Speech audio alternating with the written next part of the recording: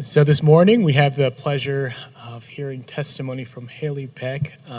It's always awesome to hear the stories of how God is working in the hearts of our people in this congregation, whether they're young or they're not old but older.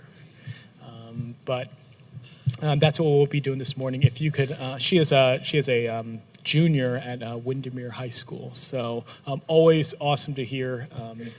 Just how God is moving in people's hearts in different stages of life. So if you could welcome her up with a round of applause.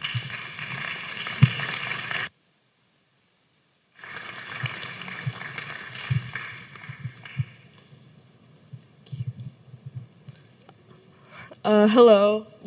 My name is Hailey Paek, and like you said, I'm a junior at Windermere High School. My entire life, I've been surrounded by the church. I moved to different cities when I was younger, but I still never failed to go. I grew up in different churches, but still maintained a commitment to go every week. Growing up, I always considered myself a Christian because I always went to church. And I didn't know that there was more to it than that. I always sang and danced to songs and never understood why or what those songs really meant, but it was honestly just me following the crowd. To be honest, I really did want to understand, but I never put much effort into trying to learn. And I never really understood why, but I thought it was just simpler to keep quiet and just continue my weekly routines of showing up whenever my mom did. In the 6th grade, my parents told me that I would be moving to a different state, and eventually my parents made the decision to move all the way from California to Florida. Like most kids would react, I was so against the idea. I held so much resentment in my heart, but I kept it to myself in order to keep peace with my family. But honestly, I couldn't even find peace with myself or within myself. I was so scared for this change, and I just wanted things to go back to the way they were. Even though I didn't have a real personal connection with God, I decided to shut him out of my life entirely. In my middle school mind, I thought it was just so unfair as to why he would do this to me out of all people. Eventually, though, once we moved, I felt some sort of change in me. Honestly, I couldn't remember an exact moment, time, or place, but I remember there was a difference in my behavior. I realized that everything couldn't have just happened over time. I decided to pray after I had not for a long period of time, and I realized that this was God's way of showing me that everything would be okay, that I could bring my heart to him, and that he cared for me. It was weird at first. All these things I had learned about God when I was younger were so believable at that time, and yet it was so hard for me to grasp the concept of God forgiving me and showing me that he was there even though I didn't accept him earlier.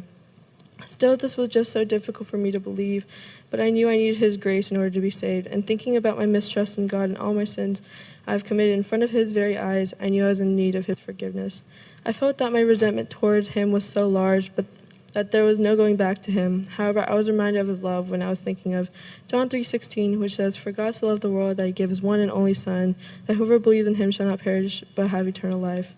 This was an amazing reminder of knowing that he dies for my sins because he loves me so much. This isn't just good people, but for whoever would believe, no matter how much sin we have committed or how much we have turned our back on him.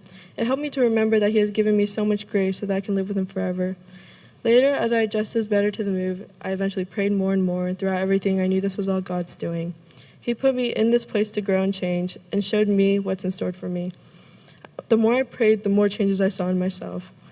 However, I'm far from perfect, and while God sees me as righteous, I'm still a sinner, yet God never fails to reassure me that I'm more than enough for him. I fail and will always fall short of his perfect standard, but I want to never forget that he won't. I still struggle with doubt and trust in him, but I know he will show me, even in the darkest times, that I am loved. Please pray for me as I continue to walk in my journey with Christ. Thank you.